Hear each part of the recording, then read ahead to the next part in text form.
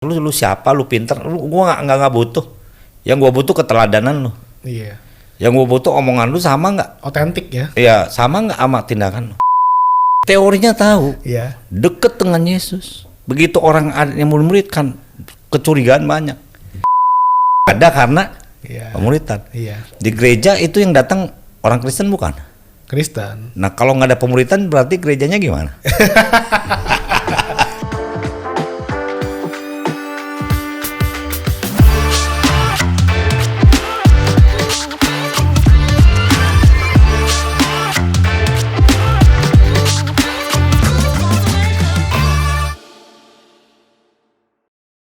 Oke, kembali lagi di program kita hari ini, Today's Message Podcast, dan masih bersama dengan saya, Jose Claudio. Dan seperti minggu lalu saya bilang bahwa kita akan melanjutkan sharing dan juga diskusi tentang pemuritan bersama seorang hamba Tuhan yang luar biasa, yaitu Pastor Togi Simanjuntak. Wah, ketemu lagi nih kita ya. Ketemu lagi nih ya. Oke, dan kita sudah belajar banyak di minggu yang lalu ya, dan mungkin sedikit aja aku mau ingetin lagi, jangan lupa untuk bisa subscribe ya channel kita, dan juga tekan tombol loncengnya dan bagiin program ini ke semua orang sehingga bisa jadi berkat buat banyak orang. Oke, Pastor Togi, kita akan lanjut ini dari apa yang kita obrolin pada minggu lalu, yaitu tentang pemuritan. Nah, bagaimana sih sekarang kita memulai sebuah pemuritan? Jadi ini hari ini kita akan bahas secara praktisnya gitu ya. Mungkin ini bisa menjadi satu tools buat teman-teman yang menyaksikan yang sedang mau memulai suatu pemuritan gitu. Bagaimana mungkin Pastor Togi sendiri memulai pemuritan itu sendiri dari waktu masih youth ya kan? Nah kita lihat Alkitab ya, memang ini sumbernya. Ya. Yesus datang ke dunia mencari dan menyelamatkan yang terhilang. Nah dia mengajak juga, marilah kepadaku semua yang berletih, lesu dan beban berat. Iya. Lalu kemudian dia memilih kan, choose siapa? 12 orang. Dimulai dari kita lihat Petrus, Andreas, Yohanes. Nah dia memilih orang. Tapi sebelum memilih, nah itu saya bilang discipleship itu yang pertama kita harus ada hati Bapa, fathering. Ya. Kita mengalami Bapa, mengalami Tuhan Yesus, mengalami Roh Kudus. Nah ini kan kita juga harus ya memiliki hati itu yang dikatakan, presentasikan, ya terus diwujudkan, kasih itu kepada orang lain. Oke. Jadi apa yang kita alami dari Tuhan? Betul. Yang sudah kita jalani bersama dengan Tuhan, kita perlu meneruskan ya, membagikannya Ya. untuk orang-orang yang ada. Oke. Nah pertama willnya, Yesus juga punya will. Dia memang punya willingness, keinginan ya. mencari lah proses. Ya mungkin 3,5 tahun. Iya. Dia ada bersama 12 orang. Nah gimana mulai? Ya pertama kita doain nih, seperti Yesus doa siang malam, besoknya dia putusan decide 12 orang. Iya. Saya ketika memulai saya doain. Ketika mulai shifting ya dari cell group ke mentoring atau discipleship. Oke. Nah saya mulai kemudian doain. Nah Tuhan tunjukin 12 orang dalam satu cell group. Saya waktu itu ya diminta bawain renungan keponakan saya ulang tahun. Nah disitulah saya ketemu wakil gembala saya sekarang. Jadi which is ya, udah hampir 14 tahunan lah. Iya. Nah saya kemudian punya hati Bapak. Ini anak-anak muda bagus, luar biasa. Sama seperti Yesus lihat Petrus dan yang lainnya. Iya. Sama seperti Paulus lihat Timotius ya, Silas dan lain sebagainya. Iya. Nah akhirnya udah saya masuk proses itu. Masuklah tadi ya yang minggu lalu kita bahas. Iya. Saya bukan hanya fathering, tapi saya mulai teaching dan coaching. Fathering, teaching, dan coaching. Oke. Mengajarkan hal-hal tentang Alkitab. Visi itu seperti apa sih? Kamu mau jadi apa? Panggilanmu seperti apa? Tapi kebanyakan itu bukan di kelas. Oke. Nah kita lupa Matius 18, 19, 20. 2-3 orang berkumpul sama aku. Iya. Tapi tempatnya nggak disebutin loh. Oke. Tempatnya nggak disebutin. Yang penting kumpul gitu. Ya, di gedung, di gereja, no. Bahkan virtual pun bisa ya. Nah, itu makanya 2-3 orang berkumpul sama aku. Iya. Virtual. Ya, lewat Zoom, lewat media sosial. Iya. Nah, kita harus nangkep dulu itu esensinya. Yesus itu kebanyakan ngajar dan katakanlah bikin KKR atau rally. Itu di outdoor. Iya. Nggak ada gedung ya. Zaman itu nggak ada gedung ya. Zaman itu ada sih gedung ya, cuman di rumah-rumah oke, tapi Iya. tapi kalau bisa lihat di bukit. Seringnya tuh di bukit, outdoor. di pasar. Iya. Bahkan dia sering di pinggir danau. Iya. Ya. Mungkin lebih seger kali ya. Itu menunjukkan bahwa begini, kehadiran Tuhan itu omnipresent. Ya. Even di sekarang COVID kita ibadah ya, terus komsel lewat Zoom, lewat media sosial ya, YouTube dan lain sebagainya, Instagram, Facebook, ya Tuhan hadir. Yang penting kita ini kegairahan akan Tuhannya sebagai murid, kita ngomong tentang kebaikan Tuhan, tentang visi Tuhan, tentang panggilan Tuhan, tentang kebaikan Tuhan, itu pemuritan dan Tuhan hadir mengkonfirmasi. Nah, kemudian saya mulai memuridkan mereka ya, di mana? Di gereja ya nggak cukup. Walaupun gereja juga perlu ya. Betul, ada kata intensional dalam pemuritan, dalam mentoring. Intensional, jadi harus disengaja. Iya, disengaja. Jadi kita harus niat dong. Saya panggil mereka ya katanya youth ini kan ya, imannya tebal. Tapi dompetnya. Dompet tipis. Jadi saya mesti nraktir juga tuil. karena pemuritannya begitu. Iya. Saya mesti traktir ya di pinggir trotoar, pecel lele. Iya. Kadang sometimes di restoran oke lah kalau lagi ada duit. Iya. Tapi kebanyakan pemuritan itu memang sifatnya informal ya. Oke, jadi bukan program ya? Bukan program, kalau program lagi. Formal lagi. Iya. Ya, terus meeting, kapan mentoringnya meeting loh. Loh, pemuritan juga bisa meeting, tapi coba kita ke restoran nih ya. Iya. Nah, ke restoran kita sambil ngomong ya kafe atau di tempat umum ya, kita mentoring lebih asik mana?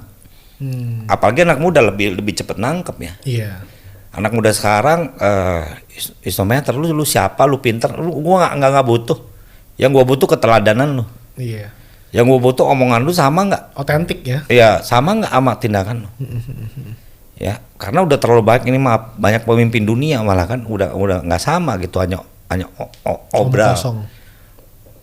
Tapi buktinya nggak ada. Iya, betul. Nah, itu saya mulai. Nah, jadi semua yang mau mulai juga harus ada dulu punya keinginan yang dalam. Bahwa saya mau mementor orang lain, memuridkan orang lain. Oke. Nah, Yesus bukan hanya memuridkan, ingat lagi menduplikasi pemimpin, melahirkan pemimpin. Iya. Murid-muridnya menduplikasi dia. 12 ini akhirnya meneruskan visi Tuhan Yesus yang belum selesai, menjadikan semua bangsa murid. Iya, betul. Kan aku datang mencari menyelamatkan yang terhilang. Nah, dilanjutkan murid-murid. Iya. Berarti bisa saya bilang ini loh, kalau misalnya waktu itu Yesus tidak mencari murid, betul. Jika ya, jika. Walaupun kebenarannya dia mencari murid. Jika waktu itu dia tidak mencari murid, tidak memanggil 12 murid ini, bisa jadi nggak ada kegerakan, benar kan? Iya, betul. Karena walaupun dia datang sebagai manusia dan Tuhan saat itu, tapi artinya apa yang dia punya tidak ada yang meneruskan. Kalau dia waktu itu nggak mencari murid.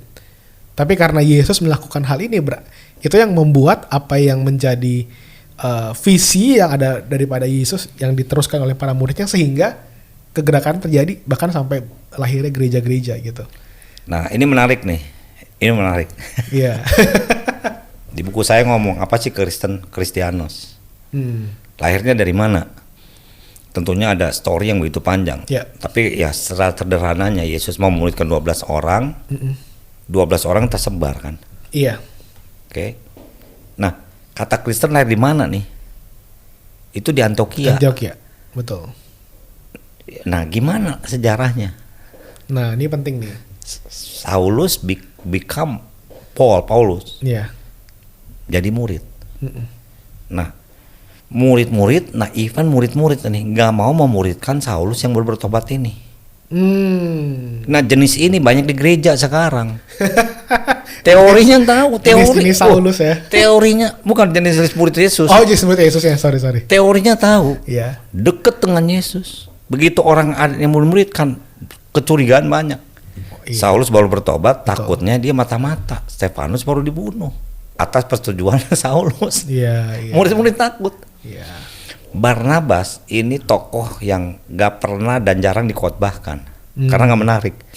Tapi dalam kekristenan peran dia penting. Penting, betul. Barnabas lah yang bawa Saulus kepada murid-murid. Murid-murid percaya kenapa? Karena Barnabas punya kondisi yang baik di mata murid-murid.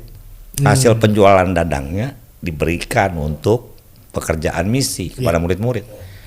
Nah akhirnya Saulus pun mendapat katakanlah pementoran dari murid-murid dan khususnya Barnabas. Kata Kristen muncul, Antiokhia banyak jiwa baru perlu dimuridkan. Barnabas diutus sama murid-murid. Wah bener nih, tuayan banyak pekerja sedikit. Iya. Mereka butuh dimuridin. Iya. Jemputlah Saulus ini ya. Nih dalam perjalanannya dari Tarsus ya rumah Paulus ke Antiokhia intensional. Barnabas sengaja memuridkan Paulus. Iya. Ngomong di jalan. Nah itu saya bilang kan, every time kan. Iya. Everyone, everywhere. Barnabas muridkan Paulus sampai di Antiokhia. Iya. Dua-duanya memuridkan jemaat di Antiokhia. Iya kan? Iya, betul. Ketika mereka memuridkan jemaat Antiokhia, non-Kristen, non-believer ngomong, itulah Kristianus, orang Kristen, pengikut Kristus. Iya. Nah, so please gini, KTP kita Kristen, tapi tahu nggak kata Kristen itu dari apa? Karena pemuritan. Ada karena Iya. pemuritan. Iya. Di gereja itu yang datang orang Kristen bukan? Kristen. Nah, kalau nggak ada pemuritan berarti gerejanya gimana? Tinggal dijawab sendiri Ya, ya. jawab sendiri. Ya, ya oke, saya sering ngomong karena saya juga dulu di industri ya. Di broadcast di radio ya saya pikir ya janganlah kita menjadi gereja industri tapi ministry. Iya betul setuju. Oke. Nah jadi kalau begitu cakupan dari pemuritan itu berarti bukan cuman bentuk sampai kerohanian kali ya Pak Togi ya, Pak Togi. Oh bukan Tapi juga skill, luas ya benar-benar. skill, kapasitas. Iya. Contoh, saya memuridkan wakil gembala saya dulu. Ya, dia boro-boro katanya mau untuk jadi pelayan Tuhan, gulung kabel aja mesti masuk sekolah. Di gerejanya. Waduh, saya bilang terus nggak ngerti panggilan segala macam. Nah, dia dari beberapa orang yang saya muridkan, dia public speaking-nya bagus. Nah, saya arahkan. Iya. Saya arahkan, terus akhirnya dia punya passion. Ya udah punya passion dia, saya latih berkhotbah. Iya. Terus akhirnya dari situ dia terpanggil menjadi mahasiswa seminari, kuliah dan lulus. Oke. Dan sekarang jadwal khotbah dia lebih banyak daripada saya dan di gereja Injili juga. Nah kalau ditarik belakang, nah saya nggak hanya ngajarin teaching ya, value tentang Alkitab, nilai-nilai kehidupan dalam Alkitab, tapi kapasitas juga saya penting nih. Anak saya di rumah, saya pikir istri saya nggak bisa main musik, abang saya bisa main musik. Saya nggak bisa kecuali mungkin ember ya, jadiin drum. Suara juga fals. Anak saya dari kecil saya muridin, dengerin ini ya, ini saya patahin satu. Jadi kandungan ibu musik-musik rohani dengerin sama musik jazz. Nah begitu lahir, saya bilang, aduh Tuhan ini saya rindu di pemain musik. Nah ini skill kan, udah ngedrum. Oke. Dari kecil temen saya skill musik, ngomong ya, karena saya percaya dia kan S1-nya musik, terus musician. Lebih bagus dia basicnya piano atau keyboard. Kenapa? Dari situ bisa ke yang lain. Dan dia nanti tesnya bisa menciptakan lagu. Nah akhirnya sebagai ayah saya arahin, ini pemuritan keluarga ya. Iya. Untuk mulai shifting dari drum ke keyboard. Akhirnya otodidak. SMP lihat YouTube, tapi saya minta musisi gereja mentor dia setahun. Kaget. Langsung bisa segala macam. Nah, sekarang dia udah nyiptain lagu. Wow. Rohani dan sekuler, tapi saya bilang jangan dipublish deh. Gak usah. Dan saya pingin dia ini ya bukan ini ya, mungkin panggilannya ikut saya doakan. Iya. Karena penyanyi gereja kan udah banyak lah ya. Dan Amanat Agung kan pergi. Iya. saya rilisnya ke sekuler aja. Oke. Ya dan ya generasi dia kan sekarang tahu lah ya. Siapa-siapa itunya tren musiknya. Nah, itu dia lagi kerjain. Oh. Ya, dari nggak ada skill jadi skill, dan sekarang dia jadi pemain utama keyboard di gereja kami. Oke.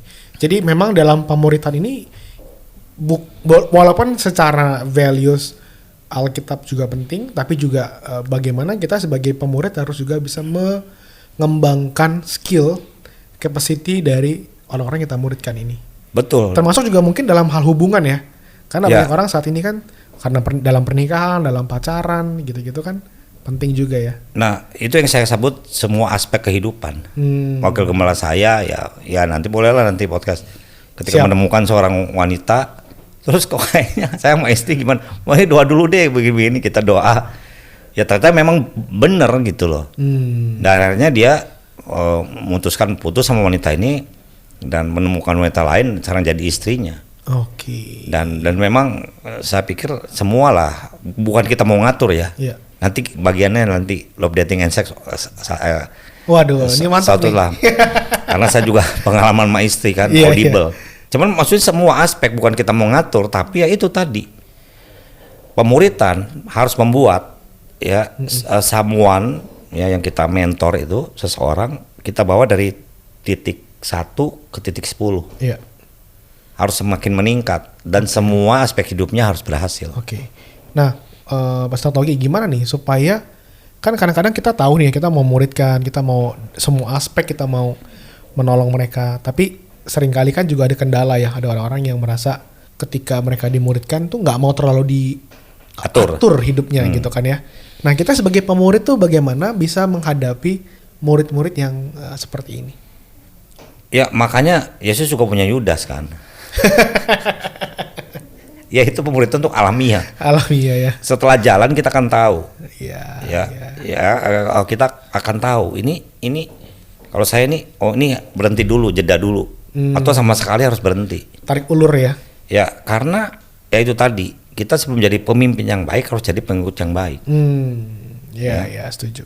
Ya karena murid-murid Yesus itu kan jadi pengikut Yesus dulu 3,5 tahun. Iya, betul. Dan mereka makanya bisa menyebar kan seperti itu. Iya. Nah, yang paling baru ya Ronaldo lah sekarang nih kan. Oh iya, bener. Saya MU. MU. Dari dulu soalnya. Ada Pecinta MU ya. Waktu SMA liganya Inggris terus gitu. Ya, teman saya Brian Robson tuh. Nah, Ronaldo lihat ya ketika ditransfer, ini sebenarnya ada kisah mentoring nih. Kisah pemuritan. Dia ini ke Spartan Lisbon ya, dari Portugal, lagi muda dibawa ke MU. Disitulah bintang dia bersinar. Si Ronaldo ya. Ronaldo, ya Ballon d'Or itu kan pertama di situ, champion dan sebagainya. Terus baru ke Madrid, terus baru ke Juventus kan, bersinar. Yeah. Nah, Beckham ditemukan itu umur 11 tahun. Yeah. Oleh Akademi MU, Ryan Giggs, ya, Nicky Butt dan segala macam itu dari muda tuh.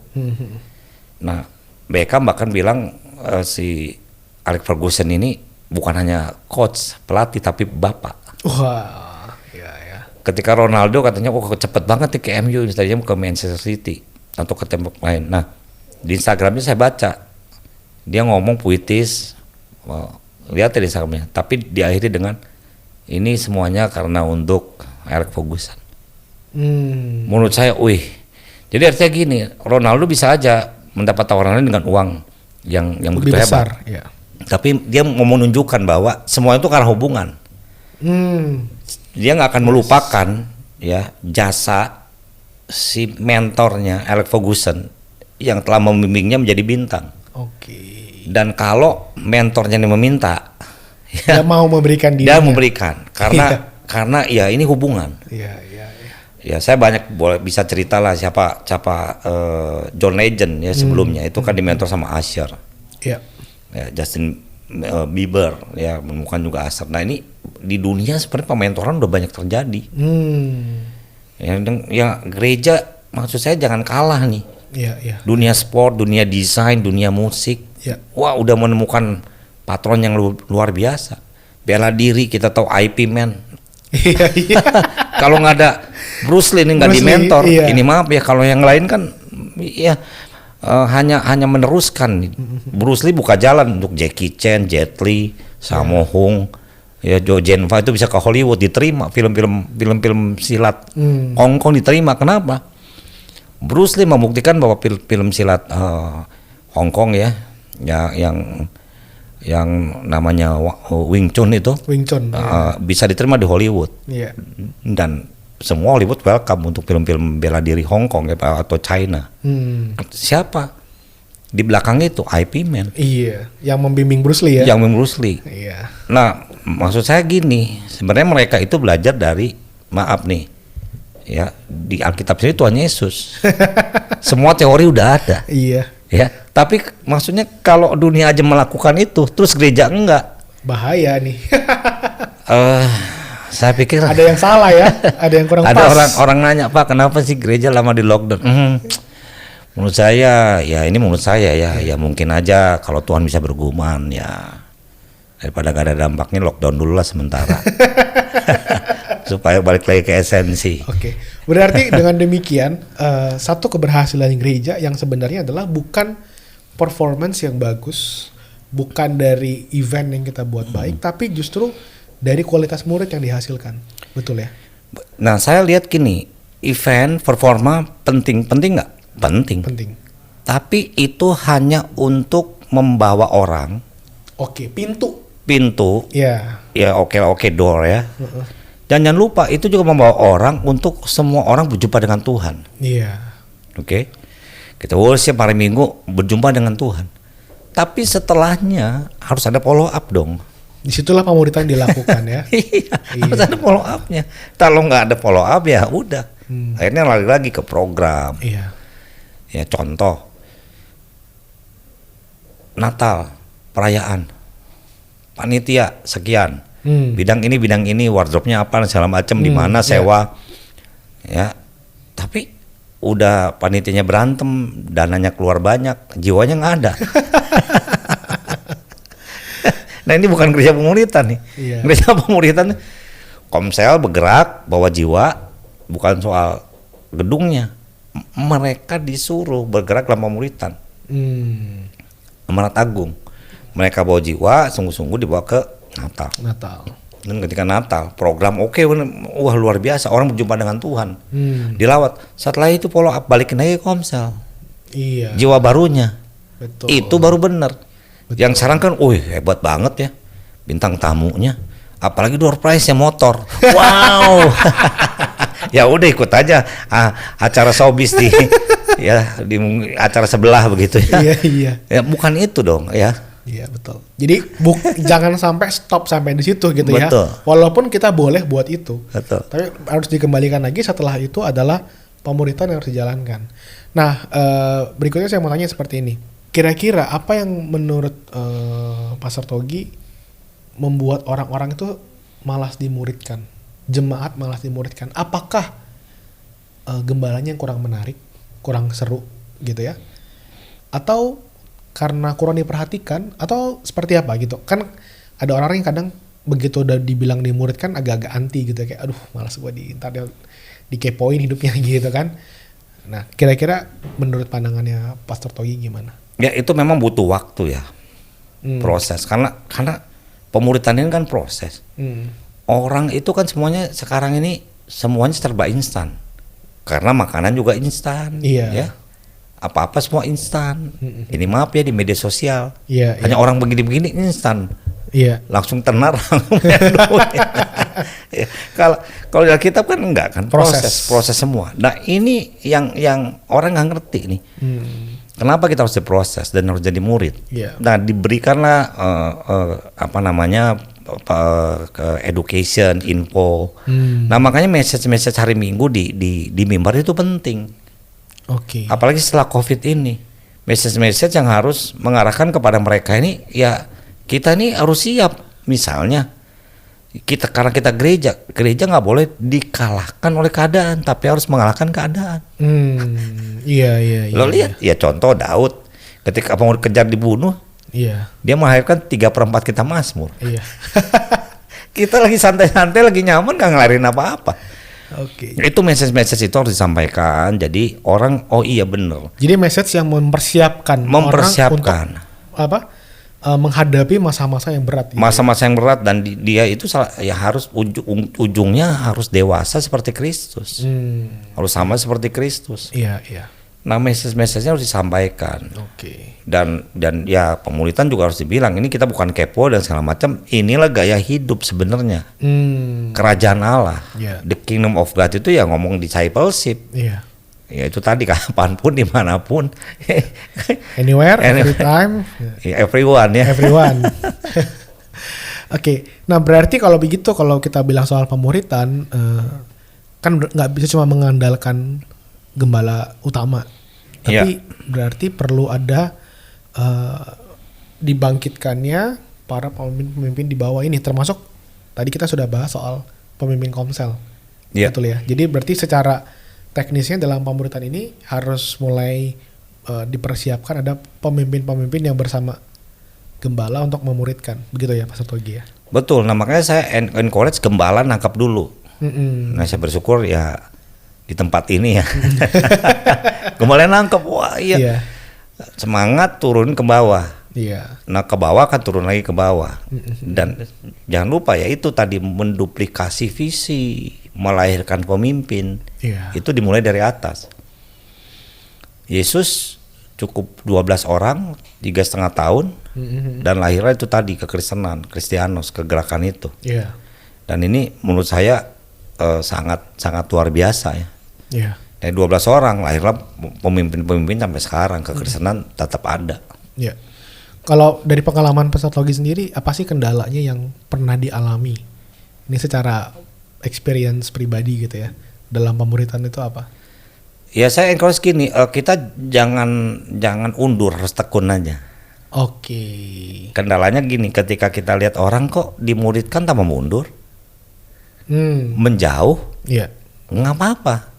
Terus aja gitu ya? Terus aja. Itu bukan bagian kita, itu bagian Tuhan yang membuat dia bertumbuh. Ya, bagian kita ya panggilan kita memuridkan. Nah, saya memuridkan banyak berhasil, banyak juga gagalnya. Oh, ada yang gagal ya? Oh, banyak. Apakah saya kecewa? Enggak. Karena panggilan Tuhan jadikanlah semua bangsa muridku. Bagian saya ya memuridkan orang. Nah, kalau dia nggak mau, dia undur, ya sayanya jangan undur. Karena panggilan itu tetap ada. Dan itu harus finish strong. Tapi ketika lihat orang, wah berhasil, ya saya bukan bangga ya, tapi saya mengucap syukur. Artinya panggilan saya ini udah tepat nih. Betul. Artinya saya membawa sebuah legacy lah ya. Ya, Bu, ini maaf ya, bukan soal gedung, bukan soal fasilitas yang saya tinggalkan di muka bumi ini. Yesus meninggalkan manusia yang menduplikasi visinya, makanya kekristenan tetap ada. Jadi yang dilahirkan adalah pribadinya. Ya, bukan ministrinya. Nah, dan bukan gedungnya. Manusia yang dibangun. Manusianya, betul. Karena ketika manusia dibangun bisa melebihi kehebatan kita ketika dipanggil Tuhan. Contoh saya misalnya, saya belum punya gedung, belum punya fasilitas. Ketika saya mementor, memuridkan wakil gembala saya atau orang lain, dia akan bisa justru memujudkan dream saya. Gini nanti gereja ini gini. Wah, akhirnya ya jadi partner ya. Jadi partner, dan dia akan merasakan mimpi-mimpi saya, visi-visi saya. Dan itu mesti harus terjadi menurut saya. Wah, luar biasa. Nah, sebagai bagian yang terakhir kita mau bahas tentang virtual nih. Pemuritan virtual. Kan sekarang mau nggak mau ya semua harus virtual ya, karena pandemi ini.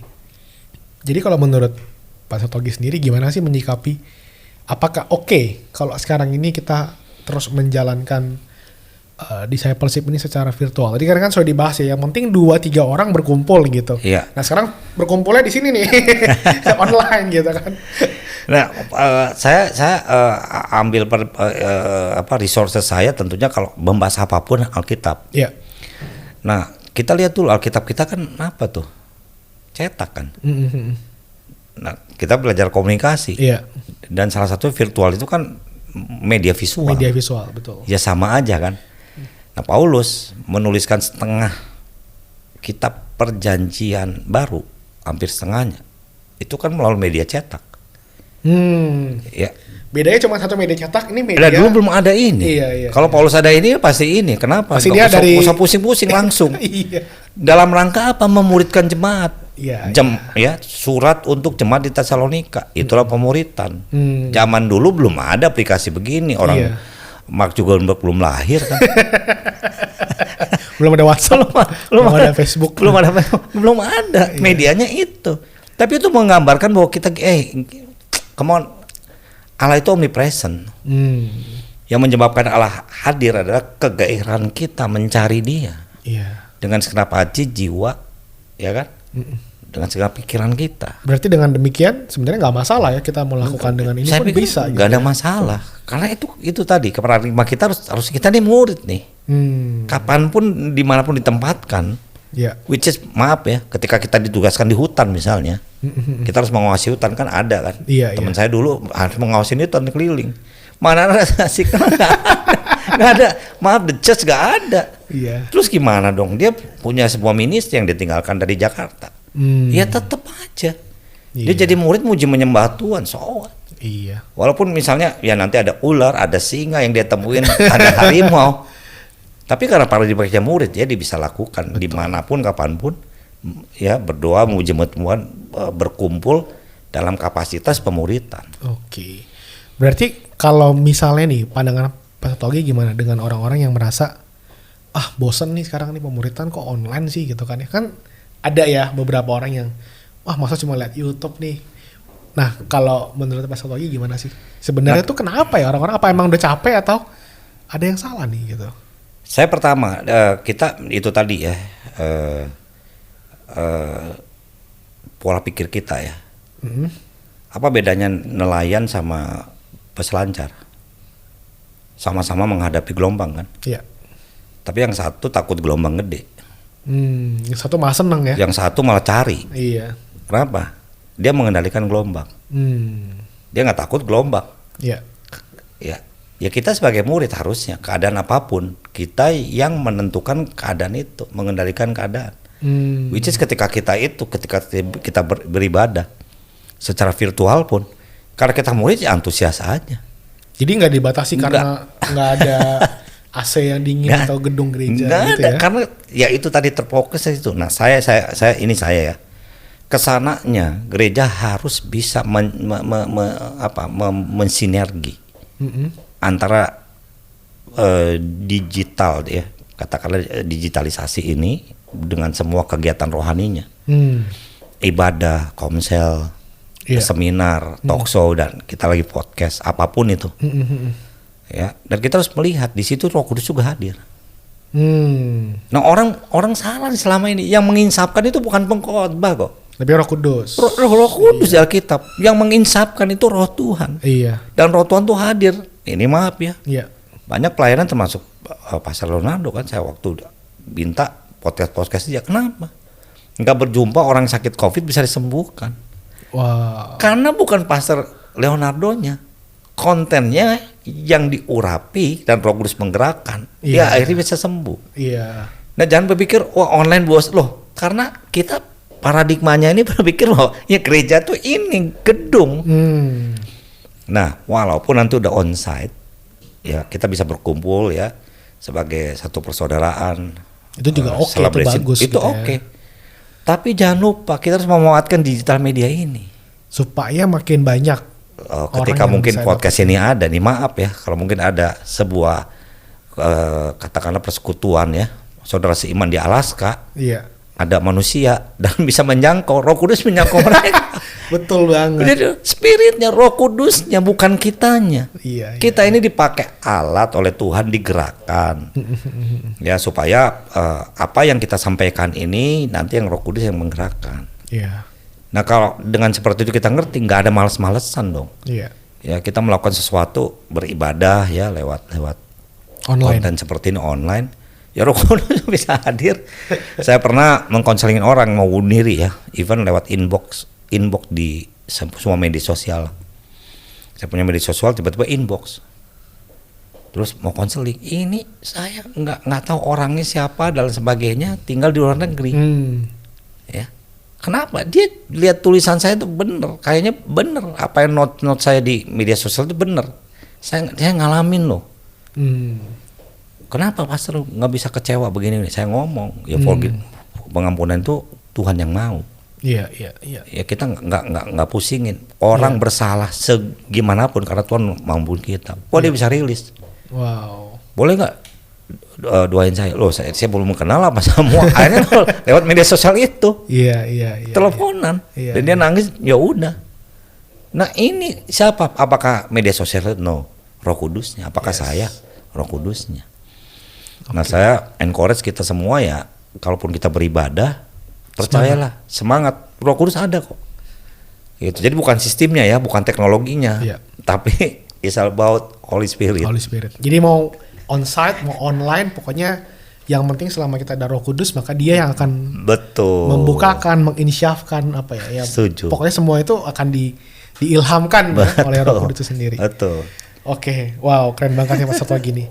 Nah mungkin yang terakhir banget ini, ada nggak pesan buat mungkin mungkin ada pemimpin atau gembala yang lagi nonton program kita hari ini atau mendengarkan di Spotify ataupun di podcast lainnya, bagaimana nih supaya kita bisa memulai mungkin how to start yang simple aja, start a simple thing untuk memulai pemuritan dalam gereja. Ya, saya mengencourage justru dengan COVID-19 ini, kita jangan kehilangan momentum. COVID-19 ini, anggaplah, ya menurut saya, Tuhan mau reset atau katakanlah re-download, tuh gereja fokus ke pemuritan. Oke. Kita nggak bisa ibadah onsite tapi online, dan online itu kita langsung muka ketemu kan, face to face. Ya kadang kita komsel juga lewat Zoom ya. Nah, artinya apa? Sadarlah bahwa memang pemuritan ini Tuhan mau lakukan dalam gereja. Nah setelah sadar, doakanlah. Sadar, doakan. Oke. Ya, doakan. Tuhan, siapa yang harus muridkan? Iya. Nah tentunya kalau udah di sistem gereja lokal, mulailah gembala memuridkan di bawahnya. Siapa di bawahnya? Mungkin wakil gembalanya, pemimpin inti. Muridkanlah. Ya mungkin selama ini sebelum COVID terjadi ada hubungan renggang, terus hanya tugas, hanya tas aja. Ya kita nggak pernah tahu ini masalah keluarganya apa, anaknya gimana. Jangan-jangan kita hanya sebagai jadi firm ya, perusahaan, hanya kasih tugas, oke, salary, tapi nggak pernah menjamah itu gitu loh, menyentuh hal itu. Setuju. Nah, tapi mulai bergerak. Nah, jadi komsel, marilah ketua sel grupnya harus memuridkan anggotanya. Sekali lagi, jangan hanya tugas, punya jabatan di gereja lokal. Wah saya hebat jadi ketua sel, bukan. Kita harus melahirkan pemimpin, melahirkan murid-murid baru. Dan balik lagi, ya semuanya hati Bapak, harus ada willingness, kemauan. Karena kita ada hati Bapak, kita harus mentransferkan, mempresentasikan, membagikan hati Bapak itu kepada orang lain. Wow. Nah, secara intensional, sekali lagi. Sengaja. Dan harus diulang-ulang. Diulang-ulang, tadi ya. betul. Oke, keren banget nih. Thank you buat semua message dan juga diskusi yang seru bersama dengan Pastor Togi dari episode yang lalu sampai saat ini, dan saya percaya bisa menjadi berkat buat teman-teman yang menyaksikan program hari ini. Dan jangan cuma didengerin, tapi juga mulai dipraktekkan ya, dan dilakukan di dalam gereja kita masing-masing, sehingga kita menjadi gereja yang benar-benar bertumbuh sesuai dengan apa yang pattern utamanya gitu ya, Pastor Togi ya, bahwa emang ini pemuritan hal yang penting. Betul. Dan jangan lupa untuk terus bisa dapatkan setiap update terbaru dari program-program kita. Follow @today's message pada Instagram. Sampai jumpa di minggu yang akan datang. Tuhan memberkati.